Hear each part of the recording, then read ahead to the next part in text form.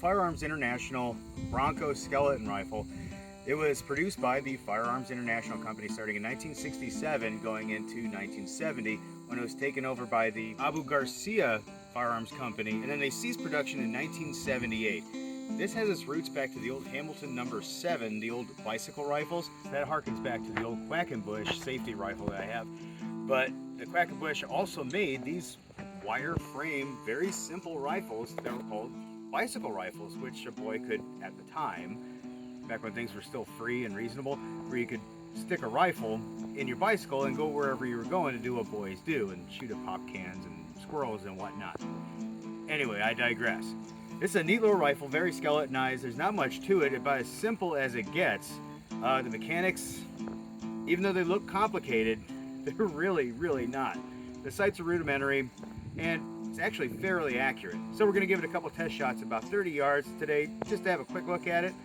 And then, yeah, we'll give you a better idea of what we're dealing with. So you'll see this has got a very, very simple wire stock, wire frame. It only goes down to a barrel, and that's about it, really.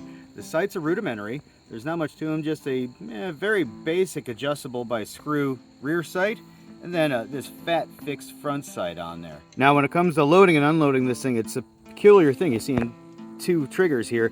No, it's not similar to like you would have on your Hawken rifle, because that's the actual boom switch. This actually cocks it and opens the action right there, and it just twists out. Load it up. Now you got to hold this.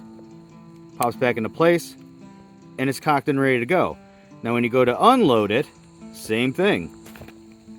And then you see this punch rod here, kicks the cartridge out. And of course, this wouldn't be complete without a crossbar safety. One last thing that's very neat to note before we get shooting, this came in 4 different varieties. So you would get these in 22 long rifle, which is what I got here. They had 22 WMR, the 22 Magnums, and then they had the double stack 410, 22, and then they had the regular 410 versions of this. It's insane. Can you imagine that with this goofy little thing? But today we have the 22 long rifle. That's what we're going to be shooting. And today we are going to be using the 22 long rifle Wildcat 22s. These have a very basic 1255 feet per second, 40 grain projectile. Usually I like my CCIs better, and they're a little bit slower, but this is what I had on hand. This is what we're using. All right, so let's get to shooting. Here at 30 yards, I got a couple swingers set up down range, and we're going to take a couple cracks at this thing. So I'm sure you guys are just as excited as I am. Here we go. I'm going to go for that gopher on the far left. I almost screwed myself.